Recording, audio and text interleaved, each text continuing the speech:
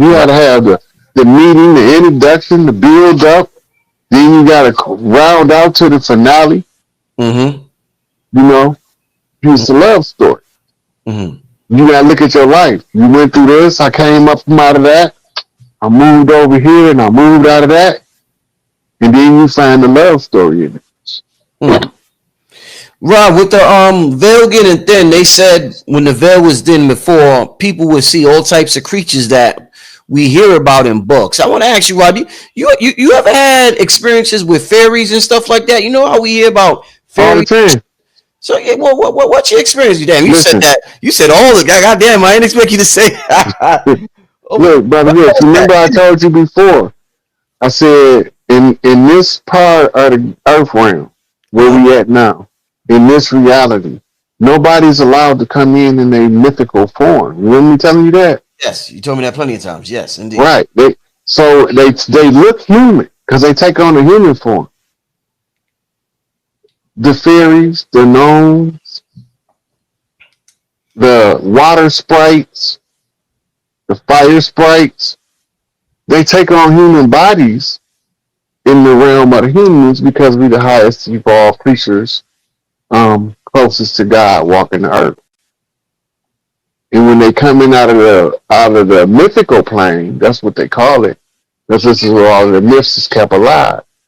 The energy just transfer into the human arena, so we can play mortal humans. Mm-hmm. But all of them still there. Your unicorns, your fairies, your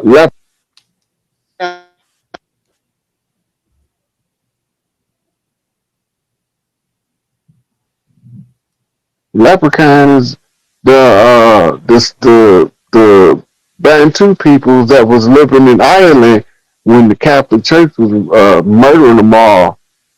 That's why they say they killed the snakes, because the women wore snake armbands and the men wore the snake headband. Mm-hmm. Mm. He didn't kill shit. Ain't no snakes. And wasn't no snakes in Ireland. There's no history of snakes in Ireland. There's no fossil record of a snake ever being in Ireland. Damn. So what snakes was St. Patrick killing then? If it ain't never really been no snakes there, and he was made a saint by the Catholic Church for killing snakes, what snakes is he killing? What kind of serpents is these he's killing? Right. Damn. They're called Nagas. Nagas. And that's a people. Yep, that's the ancient royal families of the earth, the Nagas. Their descendants is the Amaru Khans of the Southwest Americas, moving into Peru and Bolivia and all that stuff. Right. Going down into the monkey village in South America when it was the journey to the west of Hanuman, Sun Wukong journey to the west, right, where the Buddha sent him to get the Buddhist scrolls. Mm-hmm. Right, so then you see the monkey cities in South America, you see the monkey and the Nazca lands just made it to another part of the world. Right, and it's on there with the phoenix. We see the symbol of the baboon representing Tahuti and Kemet. Mm-hmm. The monkey mind is the Sako mile. When your elders kept putting these certain symbols there, what was they trying to tell you? Have you ever asked yourself, if I was my ancestor and I painted that, what would I be trying to get my descendants to understand? Because then yourself gonna have to make you look at it from a perspective as if you wrote it. As if you wrote it, right. And once you look at it as if you wrote it and you was trying to get a message into the future, you think how many generations, and then you'll know how the evolution of time will cause the message to be distorted. Right. Right? And the distortion comes in during the Kali Yuga, which is the dark phase. This is the moon cycle of a 24,000 year cycle. The global warming is a sign that there's a sun cycle returning. Mm. And a moon cycle, a lunar cycle, which is a cold cycle, leaving. So when the sun cycle come in, brings the golden age with it, right? So a look at the lifting of the veil as in the transition from the night sky to the early morning sky. And the mirror is that orb that's coming over the horizon is you, right? And then you just broke through Kepler. Now you rolling across the sky, across the Horus horizon. And we know that when Horus is done rising, he's our 10. He is the eagle in full view of all other eagle clans. He's the falcon in full view of all the falcon clans. He's the great hawk that's visible to all of the hawk clan in the sky at one time, but all it is a sign of a solar flare. All of the bird clans tell it the same way. It's the bird with the phoenix wings curling up to the sun, or the hawk wings, or the falcon wings, depending on which culture is telling the story, depending on which bird is it representing. Right, which takes you to the great thunderbird, Quetzalcoatl. Right, the Quetzalcoatl thunderbird means the bird with the booming voice. Right, but we know that the booming voice moniker was taken by Enlil, the god of the skies, and he's also the lord of the booming voice. En means lord. Right, and Lil means the booming voice or the booming sound of thunder. So they make it have a dual meaning. Right. Flip the mirror. Indeed. Rod, what no, good. You're still talking good. I'm sorry. Good. With all this water that people are reporting, the flooding, I've seen New York, water's been coming down extremely hard in Georgia the last month. I mean, there was one time I think it rained like 14 days in a row out here. And right before our Stone Mountain trip that we did about 2 weeks ago, I mean, it poured raining the night before. We always hear about the floods and when the worlds are ending. Is this water? I've heard people on TikTok say that this is etheric water. This is water coming from beyond this realm. Is there anything unique about the flooding or the rain or the water that's coming down now versus the rain, the flood, and the water that we've seen maybe 20 years? The pattern is unique. If you look at the pattern, you would say those are aqueducts. Somebody's opening aqueducts. What's an aqueduct for somebody who doesn't know, Rod? It's like an underground dam that holds a large portion of water. Yeah. Right. Some of the flood locations has almost zero rain and it's normally dry. The aqueduct's been there for thousands of years, if not millions. They tell us about the ones in other parts of the world, but they don't tell us about the ones over here. You got to remember, they didn't start studying anthropology and archaeology over here until the 1700s, 1800s, where they've been 200-300 years prior overseas. They never, when they come with the Outer Africa theory, the Outer Africa theory is contingent upon Africa being the first place that they studied for ancient artifacts of bone. But America didn't start becoming, I think it was one of them signers of the Declaration was the first archaeologist. And then you had another guy, he was part of some other organization that was the first anthropologist. Right? So they wasn't even studying over here when they came up with the Outer Africa theory. No, there was not a sufficient study of the Americas published with peer review for it to even be considered as part of the discussion with the Outer Africa narrative. But we have artifacts. that's older than people possibly could imagine. Mm-hmm. Explain that if we wasn't the first. Right? So we trying to get the point across that the oldest contract on the planet is the gender of the earth being feminine, and that the close of each age have to be closed with returning the earth back to the divine feminine, not just the feminine, the divine feminine. This the evolved sisters. This is why we always talk about Big Mama, the ones who have children with sibling rivalries that she's learned how to mediate the conflict between them to make them grow up as a collective strong unit. Them the ones we talking about. Mm-hmm. Where the other ones fail miserably because their sons grow up killing each other. Right? Because they don't teach the family unity. This is how you tell the difference in who people are. You got a spectrum by which the family unity is even being discussed. Into what degree? Right? So we have to get back to understanding that who we are and when these stories was being written, they had nothing to do with us. We know history was written by the victors. We know that because they told us that history was written by the victors. Mm-hmm. Nobody ever disputed it or proved it to be an invalid statement. Therefore, it became a maxim. Mm-hmm. It's a standing truth that's never been disproven. Right?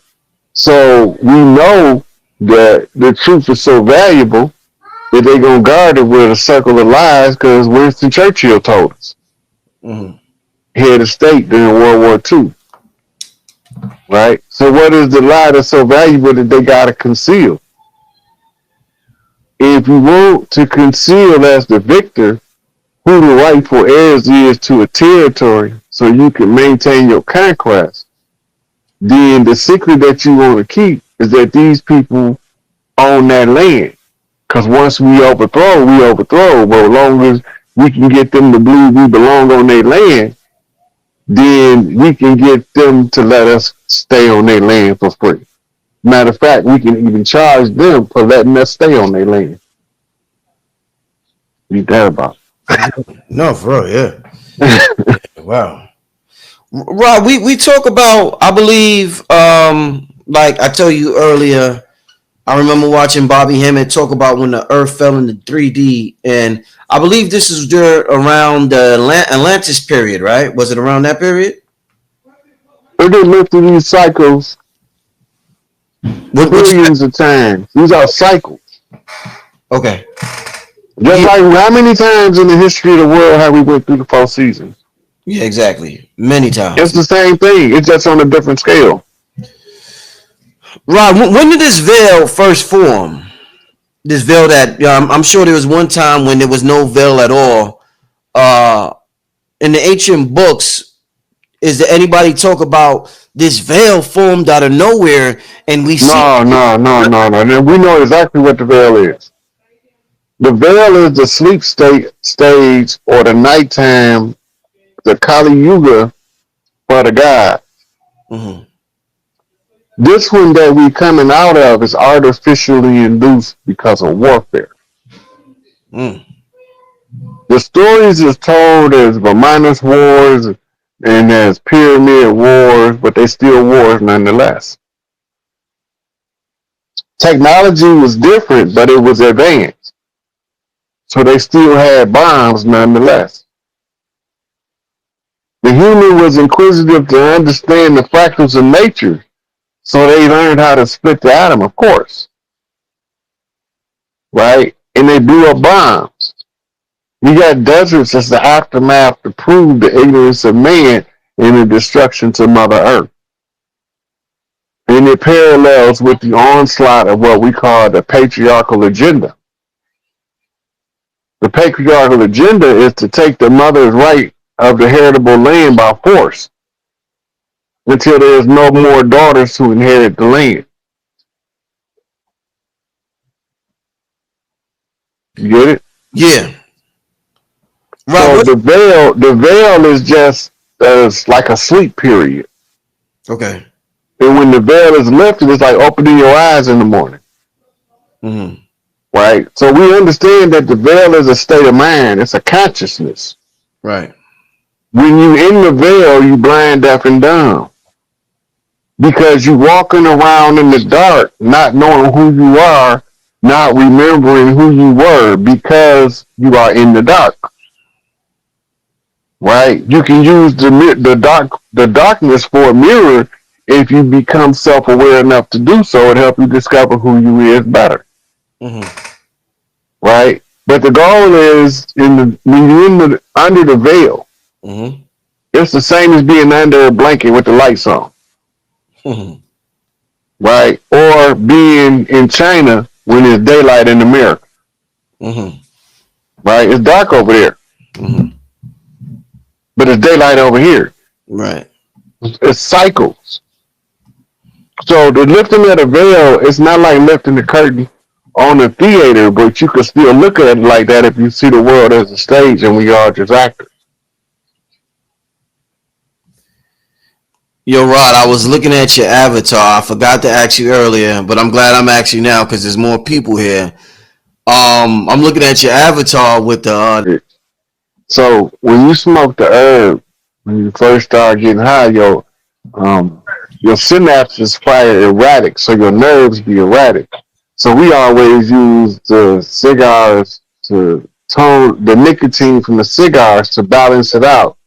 Man, I hit that cigar. I was so balanced with my trees. I was like, God dang. The only thing that was so wide, the cigar was so fat that it's gonna go bad before I could get to smoke the whole thing. That's the only sad part about it, because I smoke it to help focus on certain topics. But man, that mug tasted better than any cigar I ever had in my life. bro. I'm telling you, right? I'm telling that taste is like But wow.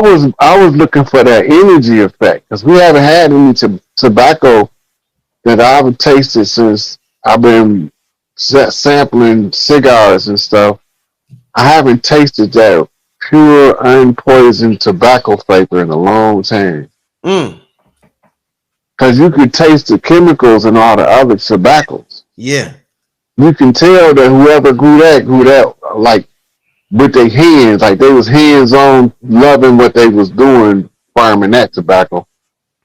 yeah. I got because I know you said you want the smaller joints, so I got Mm-hmm. these are smaller ones. So I'm Yeah, I could smoke them. I probably smoke a whole one of them. this is the joint you have, Rod. This is the smaller one. So I'm gonna send you Yeah, the smaller ones, family. But yeah, family. I man, told nice. y'all I'm my joint is legit. It is legit. It is legit, family. Make sure y'all, for those who send in a donation, PayPal donation, I could gift y'all one of the cigars. So it's a magnificent experience, family. I've been telling y'all about it for months. So I'll share the PayPal with y'all before the end of the show. I might put it in the description, but yeah, family, you got to try this. Well, I mean, an amazing experience. Was you would you say it's like transcendental, therapeutic? What word would you use, Rod? It's nothing like any other. You won't expect it from a tobacco to be able to be that mellow. Yeah. Like it mellows you out, and what it does for the energy, especially for weed smokers. This is why we do both. When you smoke that THC and you start getting that erratic um, THC buzz start coming on, Mm-hmm. you smoke. Normally, we smoke a cigarette or a cigar to mellow out the spiking of the weed high. Mm-hmm. So you stay high longer, but it's a cleaner high, right? You get to see more stuff in that altered state, right? And then the nicotine facilitating it. It's doing a similar thing from a different angle, Right. right? So the way that the cigar burn, the smell, it man, look. If you ever start selling them, getting a subscription. Oh man, that's big, Rod. Y'all heard that? Rod said he'll get a subscription. That's how much he feeling it. Yo, Rod, just real quick, since we talking about the veil, and the spirit that's in tobacco, I'll be watching like they be like shows on YouTube where people go to like all these lands and ancient tribes that isn't tainted by modern society. All of them smoke tobacco, bro. Like every single last tribe with these YouTubers that go and they get like millions of views going to these lands, whether it's Africa, South America, Asia, everybody smokes tobacco, Rod. So I'm like, damn, man. All of them not tobacco, Rick. Some of them are other herbs. Some of them are other herbs. Tobacco is just one of the herbs we smoke. We smoke a lot of herbs. Like sometimes I put rose petals in my weed, smoking buds and roses. Oh, rose petals. Mm-hmm. Sometimes I use lavender when I really want to relax deeper. Yeah. I mix some lavender with my trees. Right, so we don't just smoke the herb alone or the tobacco alone. Yeah. We smoke a lot of different herbs for different reasons.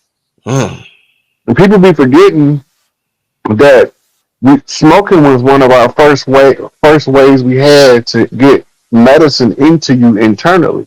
Right? We had learned how to make pills and fucking tonic shit. Right. But we knew how to mix herbs and burn them, put you in a lodge full of the smoke so you can inhale it to heal yourself. We've been doing that. Right? That's what the same with psilocybin. Right.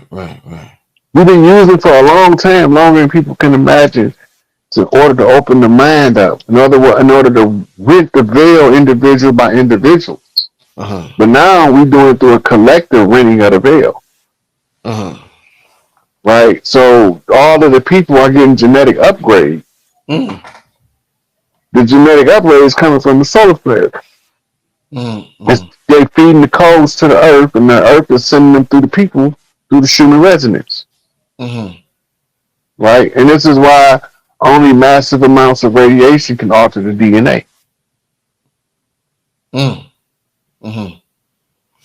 Right? That's how you get new species come in off the sudden change of the DNA. With all this talk about what we're talking about with the veil and with solar flares and everything, fairies and all this stuff, what's your thoughts on the book of Revelation in the Bible, Rod? It is a coded codex for a certain priesthood to use as a control measure. Right? Revelations is all coded. So you imagine if all of the clergy know what it say, but the regular people don't. That's the same as the CIA putting the code on the network that all of the secret society, all of the secret spy agencies of the world know, but don't nobody else know. Right. Wow. We just had an opportunity to crack the code. That's Revelations. Because most of Revelations is excerpts from books in the Old Testament. And then it was put in that form in Revelations in order to retell the story in a more concise manner. It was the summary. Revelation is the summary of the great prophecies of the Old Testament, put in the order that the church believed that they would play out. And the only reason they believed they would play out because they planned them. And the only reason we know they planned them is because we read Morals and Dogma by Albert Pike. And he said they was going to do it this way. And this is what it was for. So they kept it a secret. They just hid it in the book because they knew no ninjas wouldn't look. If they hid it all in the books and we had to go to the books to get it out, that takes us back to ancient Egypt when they started recording history. Remember, history used to be kept on crystals. It used to be kept on crystals? On crystals, yeah. Like This is like a when our computer. blood was more chlorophyll. We was magnesium and copper instead of iron and copper,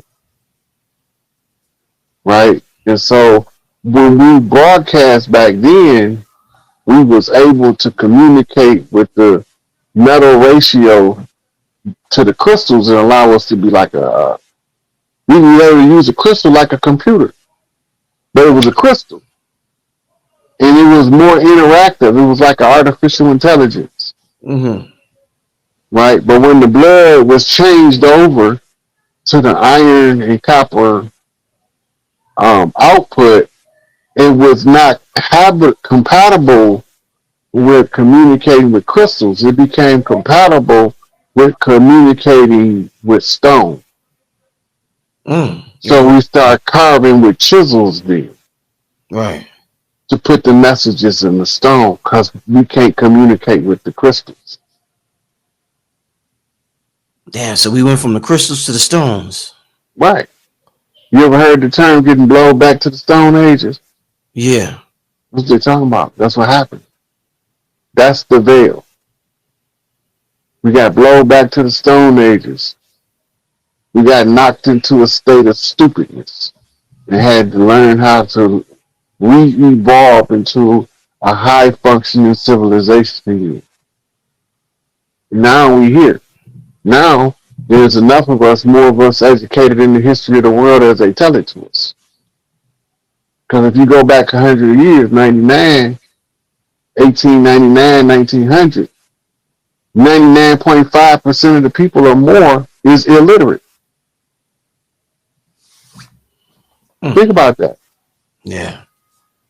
Almost everybody on the planet was illiterate. Now, almost the whole planet can read, Mm. write, and do math. That's an evolutionary phenomenon in and of itself. 100 years of almost zero literacy to almost 100% literacy. Even if it's just 50% in 100 years, that's amazing. And so they had to use certain people to get it done. Some of us was here before. Some of us had to wait our turn. Mm. We watched it happen. We watched it go down, but it wasn't our turn, so we wasn't allowed to get in the game. Mm. Mm. Right now, we all waited our turn, and now the last resort comes to the last resort. The stone the builder rejected is now the chief cornerstone. Right. Just when they thought he was going to be stuck as a keystone, he ended up as a capstone. Right. When they thought they was going to be stepping over him as a stepping stone, they end up being over their head as a crown stone. Mm. And Ron, speaking of stones, what's your thought? Right before our Stone Mountain trip, meteor came crashing down in Georgia. It was the largest meteor ever seen in the daytime. What's your thoughts on a meteor coming to our atmosphere? Is that anything that we should be aware of? Is that a sign of anything? It looked biblical. Ha- When you seen the shit on film, on camera, the shit looked biblical as hell. Big ass meteor in the middle of the daytime, man. But what you was gonna say, Rod? Anytime you flying around in space with this much space debris, something's going to breach this atmosphere. Mm, Normally, because of the Van Allen belt, anything come in, that's it's what I. going to be like 90% consumed by fire by the time it touches the ground. Right. Right. That's why most of the meteorites that hit the ground are very small compared to the massive craters that they told us was meteorites that was actually dug out by the blast of megalithic bombs. Mm-hmm. Right. Most of that stuff can't get through the Van Allen belt, that radiation barrier. If it's only certain materials that can get through there without being melted down to its least common denominator.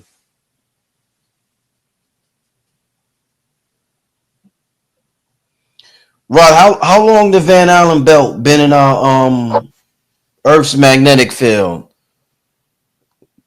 All this That was put. yeah, That all, was on. That's it. Haven't been there that long. The first they had to put the moon there. Who's there again? Who's there again, Rod? Who put the moon there? Whoever the fuck them Anunnaki people, Yeah. they was working with the Galactic Council to isolate Earth because we was blowing shit up. When they isolate the Earth, they had to block Lilith out to control the women. So they put the moon there. There was already an orb up there, but it was more amplifying to that Lilith energy, which gave the women the ability to produce both genders by parthenogenesis. When they took the old moon, the real moon away and put this spaceship moon up there, they got up there right now, Mm-hmm. and then they put the Dark Knight satellite in place about 250,000 years ago. Mm-hmm. And these two projects the subconscious matter into the 3D reality. It's the holographic universe we talked about at the beginning, Rich. Mm-hmm. Mm-hmm. If you look at the holographic projector, remember I asked you, you know how the holographic projector works? Mm-hmm. You got to have one fixed going from left to right, and then the other one had to be fixed going up to down. Mm-hmm. And the projection of the hologram projects between the rays that both of them are projecting. Mm. Right? So you need both the Dark Knight satellite and the moon to simultaneously project the hologram. The Fortnite simulation is the easiest way to compare it. So take the Fortnite simulation, and now who's ever fighting a war, they can't never escape because they're so busy fighting a war, and it requires them to forget who they is and then wake up in the dream. But most of us don't believe that's a reality because you have people that's been taught to keep. Their job is to keep us from waking up. And that's the George Washington challenge, right? And it's also based on statements from Rothschilds and Rockefellers, right? So they told us what they was doing to us. They told us how they were doing it. And when they was telling it to us, we never believed it was them when they identified themselves by telling us who was responsible for what was being done. So we was going along to get along and didn't even realize we was going along to get along with the wrong one. Because nobody won't say that. Yeah, that's what you broke down with the moon and the the moon and the Dark Knight satellite. That's quite interesting because we don't hear a lot about the Dark Knight satellite. And I know Billy had the documentary, but outside of that, I don't hear a lot of people talk about the Dark Knight satellite. So if it takes both of those to create the hologram, then the Dark Knight satellite has been around just as long as this new moon you saying that was planted here. They had to be in conjunction in close proximity in time. Okay. Now they never told us how long the moon been there. They estimate 2 billion years, but we know that the Dark Knight satellite only been up there, I think, either 25,000 or 250,000 years. Right, but remember, the original moon was replaced with this spaceship, so that when you replace something with something else, it tends to paint that part of somebody's memory in. Right, so you won't know exactly where the switch took place. You ever do moon rituals, Rod? Full moon, half moon, new moon. You ever do moon rituals? Mm-hmm. The moon is a timer. It's a timer. It's using the biology of the female as a timer. Right. This is when you can trace back your Mayan calendar is operating off the lunar cycles, not the solar cycle. So the lunar's calendar is telling you how much of the dark energy you can use at any given time. Right. Right. The Right. phases of the moon is how much dark energy coming in, or Lilith energy is coming in. And that's why it took the women a couple thousand years, but they easily mastered the cycles of the moon. They just couldn't turn off the part that make them have involuntary menstrual cycles. Mm. Yeah. What we was talking about the Bible earlier and it being coded, and we talked about water earlier also, and the veil being thin and water, etheric water, all that type of stuff. Mm-hmm. What did Jesus walking on water symbolize for you, Rod? What was that a metaphor for? Jesus walking on water. It's the sun, when the sun is rising up on the horizon, Uh-huh. Horus rising. Or in the morning time. Yeah, look. So the Jesus story is the story of Isis and Horus. You talking about Venus? No, the Jesus story in your Bible is the story of Isis and Horus. It's an excerpt from the Holy Drama. Yeah. Jesus walking on water is the sun rays, Ra, walking across the water as in reflecting on the waters during the rising of the sun. Mm-hmm. The projection of it at some point gives you the appearance of the step pyramid, I seen that. I seen that. right? That's because they showing you what the horizon of the sun look like. The Horus rising. Right. The Horus rising symbol of the rising sun is the pharaoh headdress. That's the with the gold with the black lines in it, commonly referred to as the Tut headdress. Mm-hmm. Right? That's the god. That's the new pharaoh rising up as Horus across the horizon. The story in the biblical where it say Jesus walked on water, they using the name Jesus to identify both the mama and the son. Because remember, his name's supposed to be Emmanuel, but because the mother is so great, everybody just knows her son. So he became referred to as Isis' son, right? Esau's son, which is your metaphorical Talmudic expression of Yahshua. But the New Testament was written in Greek. It wasn't written in Hebrew. Mm-hmm. It was written in Greek, and in Greek the word is Isis. So when they're telling you the story of Isis and Horus rising, the new sun is ascending the throne. Metaphor, right? The throne is between the twin pillars, Revelation, where the dragon was waiting to devour the birth of the new child, which is the new age. The woman giving birth is Kali Ma, Mother Time. She's birthing a new age. Between the twin pillars, the Gemini twins, Joaquin and Boaz, right? Boaz, the family redeemer, right? So it's telling you the story of Ruth. Mm-hmm. It's tying all those stories together through the book of Revelation. Draco being the dragon, representing the reptile, the serpent, the Nagas. So you follow the Nagas, the wizards, those who can perform the rituals out in the public can get the most attention from the one who can understand the most rituals. And that's how you get to the top of the chain. Mm. He who knows the most ritual is the king of the ritual. There's this dude. First of all, all right, I'm gonna get to this because I want to get to the dragons real quick.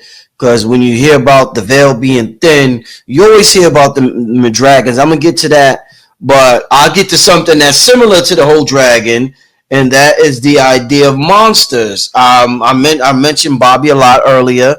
One thing Bobby said was that, and I like to ask different people this, but I definitely need to ask you this: is that we were the original monsters, and that's why they had to make us scared of the monsters.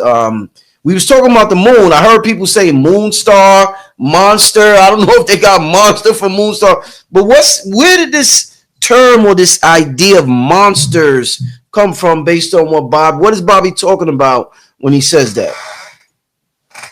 So you ever see cave paintings of silhouettes, black silhouettes? I don't know what you're talking about. It's just like it's not detailed paintings; they just silhouettes. Like there Oh might be a hand. yeah. Okay, now you remember the puppet show we used to do with our fingers when we was little? Mm-hmm. That's a monster. The reflection on the wall is the monster, Right. right? It's not real. If the trees is carved in a certain way, when you bend the curve, the tree can look like it's making a spiral spinning motion, but the tree ain't moving. You just going around the tree around the curve, Mm-hmm. Mm-hmm. right? That's a monster effect. Okay. It's an illusion, Mm-hmm. right? Over time, it became married to the thought form called the daemon or the demon. Okay. They're two different things, but they became tied at the hip like Siamese twins. The daemon was the energy that's produced when you write an app. The app performs a function. The function that the app is performing is being a daemon. Now, this was originally done using sigil magic for the brain. Mm-hmm. So they was using the sigil magic in order to write the code to upgrade their brain so they didn't have to worry about it. Mm-hmm. Right? These became known as spirits, but they really what you call egregores. They are thought forms that generations of elders charged up and taught others how to charge and use it. Mm-hmm. Becomes so powerful over time, it takes on a life of its own. So you see, they teach you in the lodges, secret societies, teach you how to perform the ritual, Mm-hmm. right? Because the rituals put you in a certain frame of energy frequency of mind, right? All this is tied back to your demons, your egregores, and what was the ones you said? Monsters. Monsters, right? Because it all started with something that was going on in the mind, and they had to figure out a way to explain it, Yeah. right? Mm. The confusion of the monster from the silhouette having the same amount of effect as the monster or egregore that's being created is disinformation, Mm-hmm. right? They don't have the same effect. They serve two different purposes. So Mm-hmm. they're going to have two different effects. The one they call daemon, that's why they say you demon possessed. Because once you own a daemon, you don't have to study that field of knowledge. All you got to do is activate that daemon, and he will provide that field of knowledge to you. Mm. Some people call them ancestral spirits. Mm-hmm. The spirit is breath, right? So when they talk about ancestral spirit, as spiritus, the breath, Mm-hmm. right? So you breathe in your ancestors. So you're doing the energy exchange with your ancestors. Because what is breath? It's an exchange of energy. The body takes in the oxygen and releases the carbon monoxide, carbon dioxide, and whatever other impurities come along with it. Right? So the information exchange or the fuel exchange takes place in the silence. I want to show you something, Rod. I got a couple more questions for you. This dude here's an Asian dude. I want to get him on the show. I seen a couple of shows that's pretty interesting. How I put this on? Give me a second. Since you mentioned dragons earlier, Your homeboys was growing up, and y'all hear an older guy macking a chick, right? mm-hmm. And when y'all get back, y'all was like, man, he was spitting fire at her, Right, right? right. It's the same. Dragon named Master.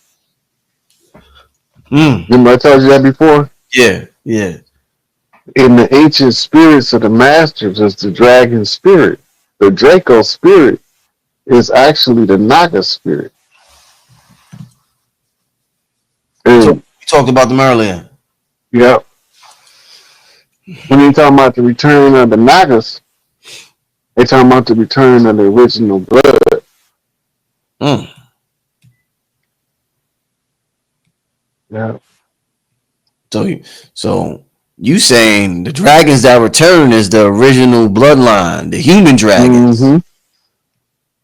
Remember, the worst dragons on record was what? The Gorgon priestesses, right? They was dragon bulls.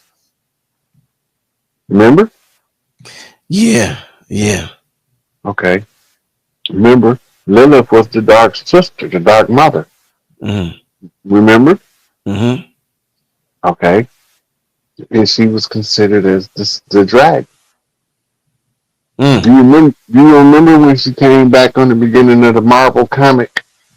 And Thor and Loki standing out there, and Thor threw his hammer at her, and she crushed it. Damn. Now that you say that, yeah. That was when they was calling her Hela,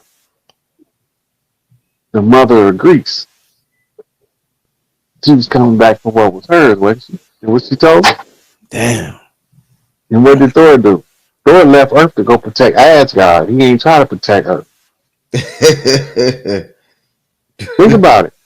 She came back from being sentenced to so much time in the underworld.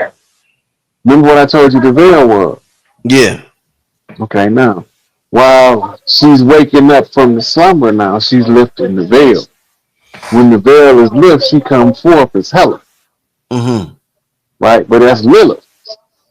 By description, by character. It's the same character, different name. Mm-hmm. Right? Who was the leader of the Gorgon? Right now we're getting into Medusa. See, we're talking about this dragon energy. We're talking about the energy of the first warriors of the earth, which was all women. They was the original first team guardians of the earth. They didn't need no men until they had to go to war with men. Mm-hmm. So then they had to come together to come up with a plan to produce a man.